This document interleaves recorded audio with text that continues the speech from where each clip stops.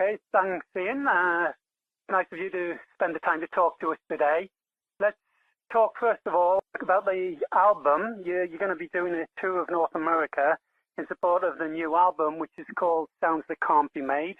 Can you tell us a little bit about that album? Because we haven't heard any of that yet. I know. Well, we've been working on it on and off for the last few years, really. But we've been touring quite a lot and various excursions all around the world. But we're all pretty excited about it. It's still being worked on now. I think Steve Woodley is doing some guitar this evening in his own studio, some final overdub solos and whatnot. Steve Hogarth's been comping all his lead vocals this week as well, and every time I speak to them, they're really vibed up about it, and kind of quite exciting. It's probably my most favourite time of recording an album at the moment because all the drums are finished, and so every time I go to the studio, I hear the track kind of growing bit by bit as people are putting their input into it. So sounding really good. Are your drums normally the first thing to lay down, or do you keep adding bits as you go along? Well, no, usually I mean the process that Marillion goes through to writing, I suppose it's quite organic. It's very slow because it's the five of us just in a room jamming, really, and we record every single thing. So a lot of the time, once we compile hours and hours worth of jams, listen through to pick out the bits that we all like, try and kind of marry up the lyrics to the music, and then a lot of the time I'll actually keep the original drums that we jammed. Uh-huh. If I'm really lucky, that can happen. But otherwise, we'll actually work on an arrangement and then go in and record it all. It's always done as a band, so it's very rare that I'll go in after the event and do overdub drum parts. I might do bits and pieces of percussion. The way that you've written together or recorded together, has that changed over the years, or has it always been that way? It's really always been that way. I can't ever remember really any band member coming into the studio and saying, "Hey guys, I've got a song here, completed. You play this, you do this. It should go like this." I can't ever remember that happening. It's nearly always the five of us in a room jamming, and as I said, it's a very organic process. I mean, it can be painfully slow and painfully frustrating sometimes as well, because we can spend weeks in the studio waiting for a moment of magic to happen, and it might not come. But then another day you might suddenly go in and get a couple of real bits of magic happening all in a day. Right. Mm. So how would you describe the sound of this album? Is it similar to the previous, or does it vary in any way? Or? I think it's someone said the other day some of the tracks sound quite grown up, which I wasn't quite sure what that meant. I don't know what that means. Whether is that a compliment, or does it mean we're all just really old gits? I don't know. But I kind of understand it. The tracks they're pretty diverse, really, but they're still very Marillion. I don't know. We seem to have stamped our identity on it. So the tracks are all over the place. But from what I've heard, I've heard 3 or 4 tracks that are really very near completion, and I'm quite excited about them. I'm looking forward to playing some live. So, and hopefully on this tour, we're going to try attempt to 1 or 2 of the new tracks. The sound that you have now is very different from when you first joined the band, when Fish was in the lineup. Do you think that change in style would have evolved over time, or do you think new personnel adds a different dimension to the sound? I think it's probably a bit of both, really. I think, over the course of time, as we said, we've all got older. We're probably not quite as, we're not really angry young men anymore. But saying that, there's moments on this album that are slightly aggressive. So, but yeah, you're right. I think when Steve Hogarth joined the band, I mean, it kind of became a different band. I think we probably still sound the same in a way because of the influence. Steve Rothery's guitar sound. As soon as he plays, really, he puts his stamp on everything. And we always used to write all the music, the four of us together as a band. So that identity's still there, I think. But yeah, it's kind of evolved. I don't know whether it's probably got a bit, maybe the music's got a little bit more simpler, a little bit more straightforward, not quite as aggressive. But saying that, I think I love playing, stuff very fast and in weird time signatures and guns blazing, but in a way, sometimes that's easier to play than playing something that's in half-time 4/4 because there's lots of space. Sometimes it's harder to do a good job from the drummer's point of view. But as far as the North American tour goes, it's been quite a while since you did a tour like that over here. Why the long delay? The logistics of getting to America, and getting employing full-time crew, getting all the equipment to the States, and and touring. We've been touring Europe quite a lot on and off over the last few years. It's not for want of trying. We love coming to America. We love playing to American fans, and the gigs are usually great. So it's probably down to finances in the end. We can't afford to come to America and lose a lot of money.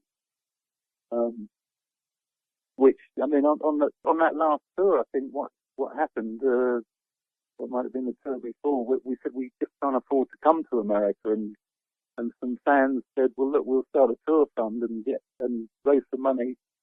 How much do you need? And we said, well, we probably need about $60,000, to do a tour, and they raised it in a few months, and I mean, we just couldn't believe it. So of course we came to America. Yeah, I was just going to say that business model that you use for recording the albums,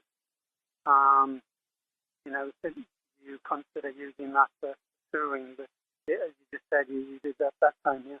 Yeah, I mean, it's an amazing thing that the fans can, as you said, we get the fans to pre-order our album sometimes before we've recorded or written a note, and that we're using the fans as a record company, and for them to be that trusting that we're not going to just go out and buy fast cars and have a party.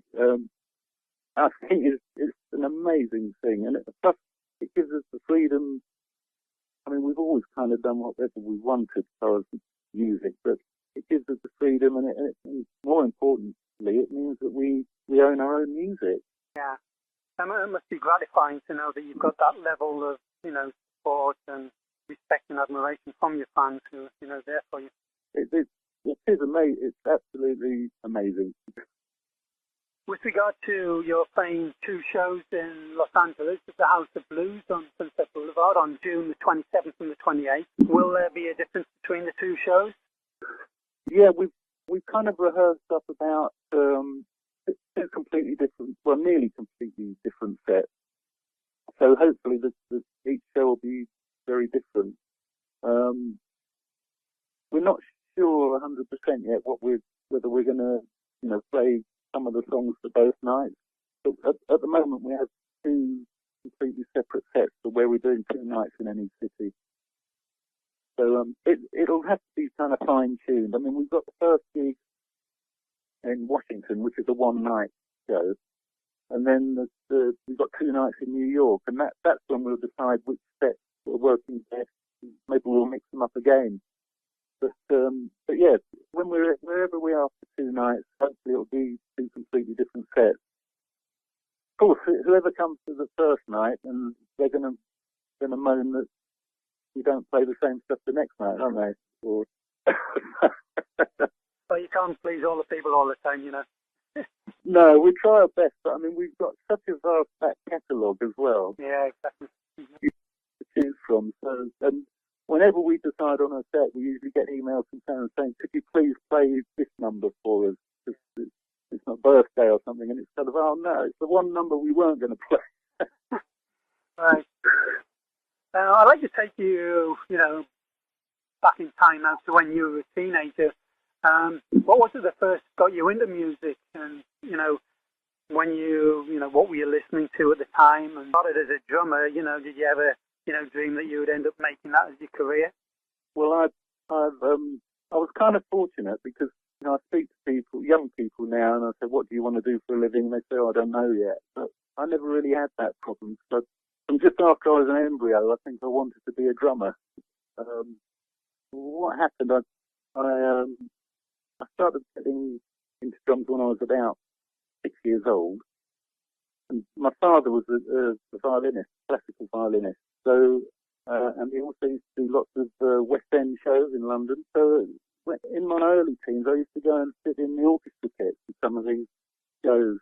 And I just remember sitting next to the percussionist at one show. It was Funny Girl. And Barbra Streisand it was her London debut. And I just remember sitting there, and this drummer it just fascinated me. And really, from that age, it was this is really all I want to do.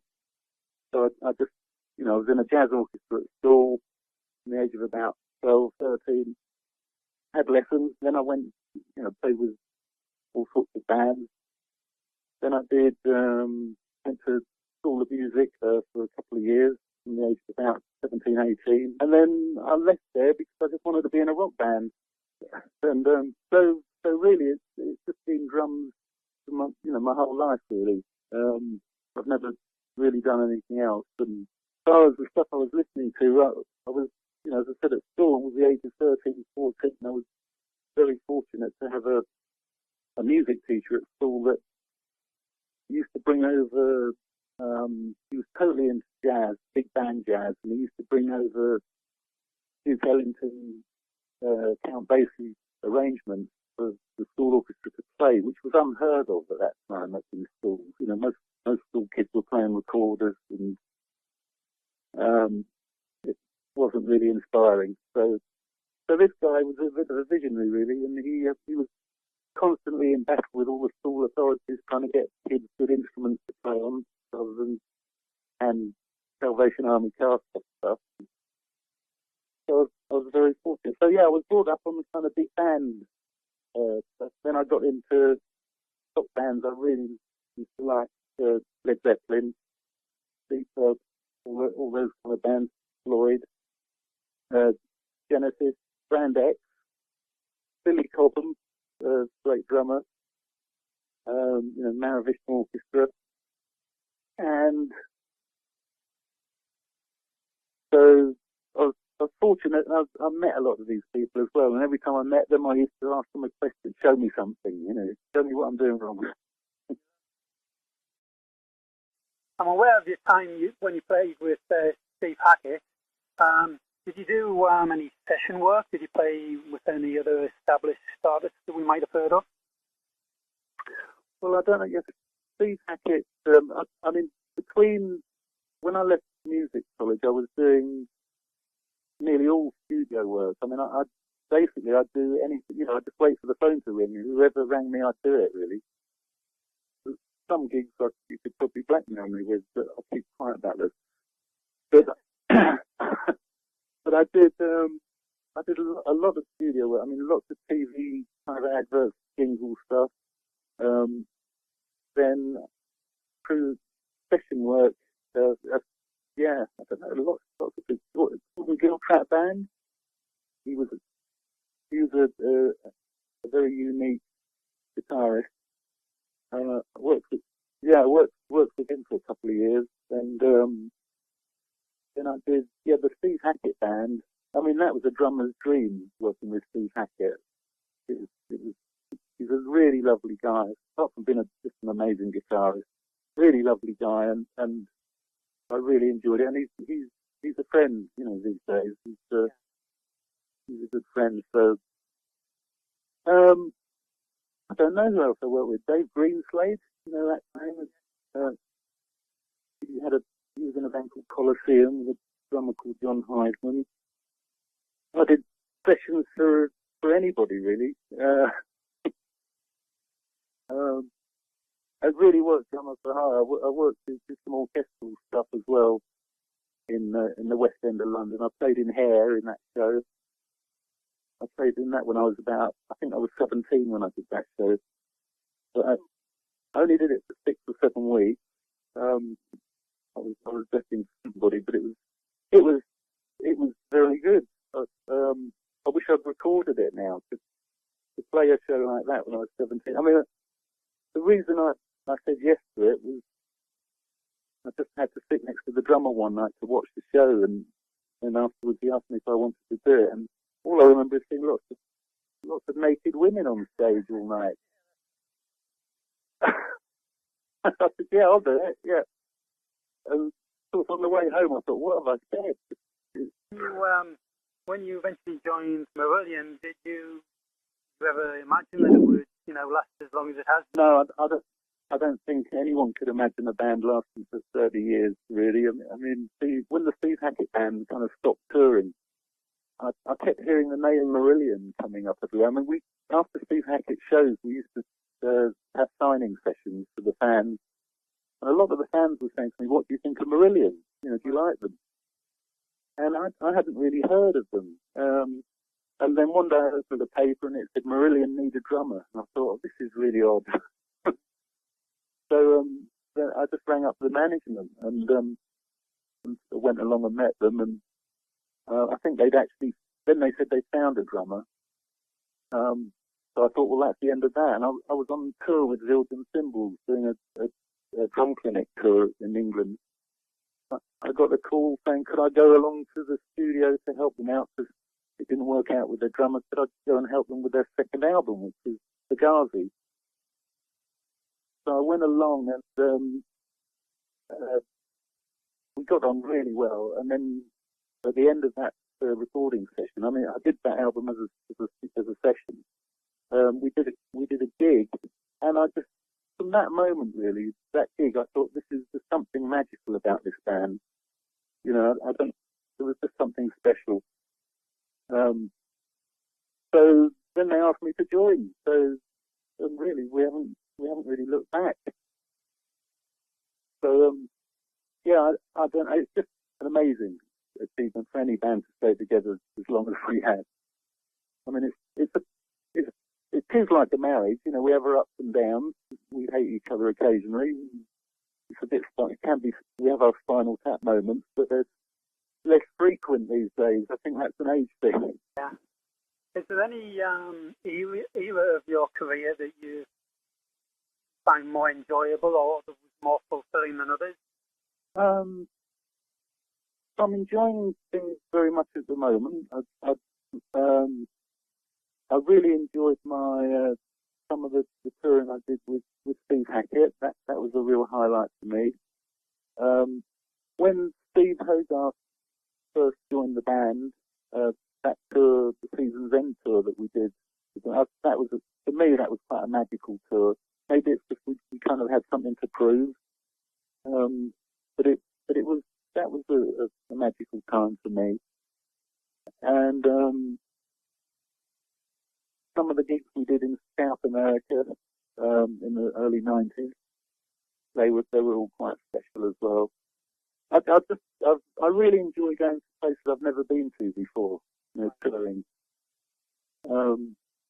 I think this year we're doing South America again later in the year, but we're going to Colombia this time round. I've never been there, so I'm kind of looking forward to that. I think I'm looking forward to it.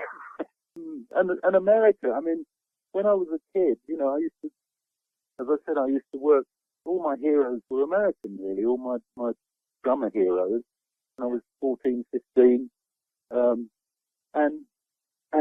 I'll never forget, the first time flying into New York and seeing that skyline and actually thinking, gosh, it's real. I've only ever seen it on King Kong films, and it still does it for me. I mean, when I come to LA, I'll go and sit in some of the cafes on Sunset there and just sit there and think, oh, I'm back in LA. This is great. I always think this is big time. When you look back on your career, is there anything you would have done differently, or maybe made some different decisions in hindsight? Not really. I think the first professional band I was in was when I was 18. It was called Darrell Way's Wolf. And Darrell Way was a violinist, and he had a band called Curved Air, and they were quite famous. And he left the band and formed a band called Wolf. I joined them, and we did 3 albums, and split up when I was about 21. And then from there, I joined a band called Trace, which was a Dutch band. And I went there, and they were very, very successful in Europe. This guy, a keyboard player called Rick van der Linden. The drummer with his band was a guy called Pierre van der Linden, who was in a band called Focus. And great drummer, and he left the band, and I joined.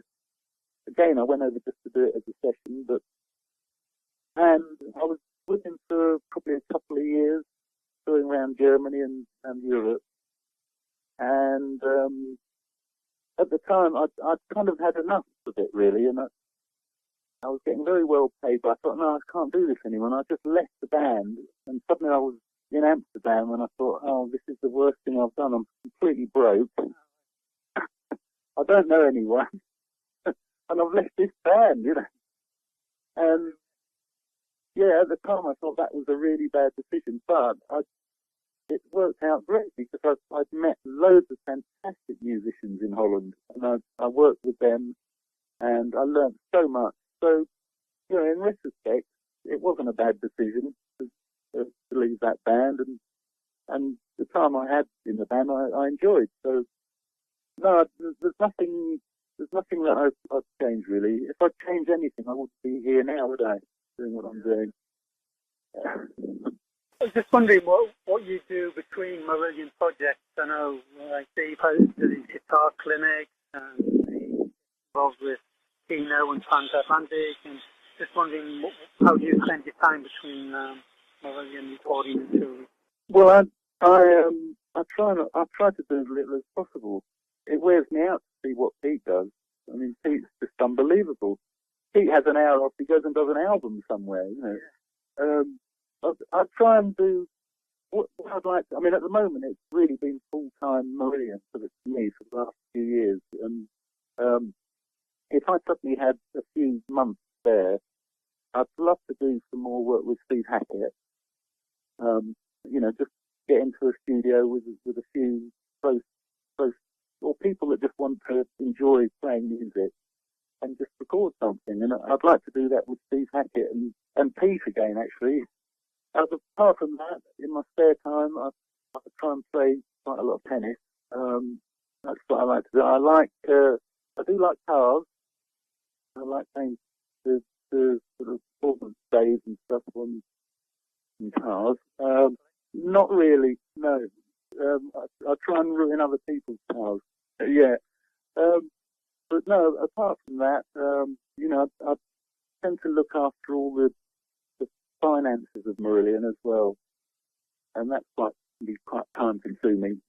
So, but over the last 2 or 3 years, I haven't, for me, I just haven't had time to do anything else.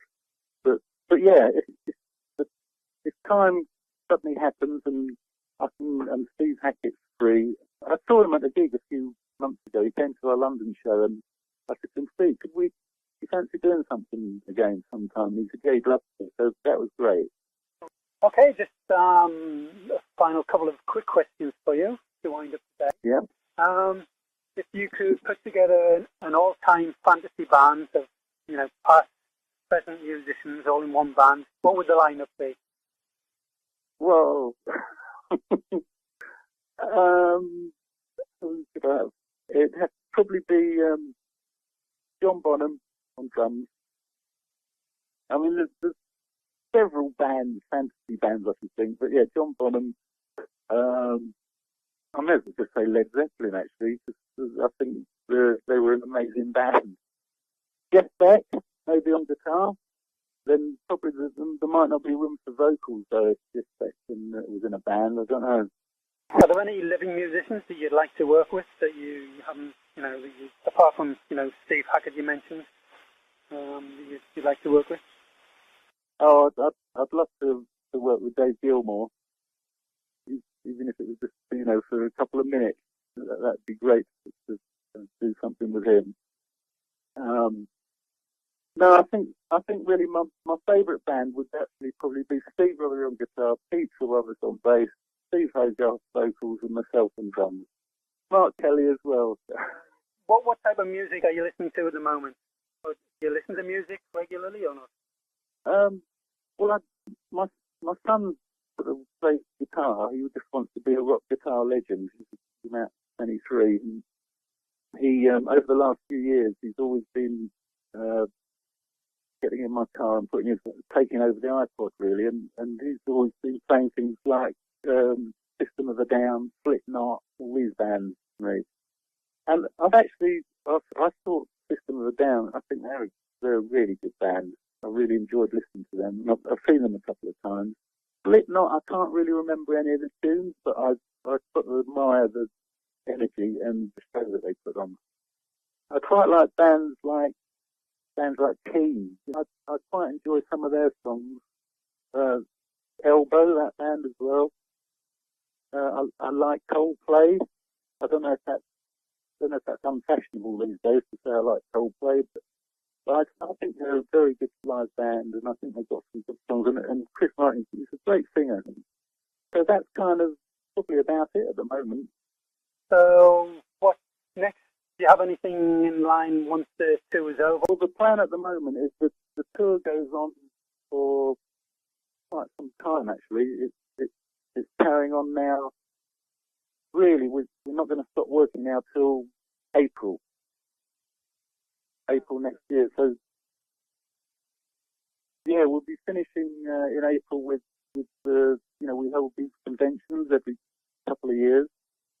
We're doing one in Holland, which is a 3-night convention, and then one in Canada and one in England. And that kind of finishes around March, April time. And then I think we're going to actually try and have a proper break for 2 or 3 months. I think, but saying that already, I think Steve Hogarth is planning on doing something at some point if we have a couple of months off, and I'm sure Pete will be off like a shot to do something. So maybe that's the time after a few weeks, if I've still got time, is to commandeer our studio and get in there with some friends and make some more music. Good. I hope to hear the results of that. I'd just like to say thanks for spending a bit of time talking today. It's been nice time with you, and I look forward to seeing you in LA on the 27th, 28th. Oh, it's a pleasure, Dave. Thank you very much. Have a successful tour. All the best. I hope so. Yeah, thanks very much, Dave. See you then.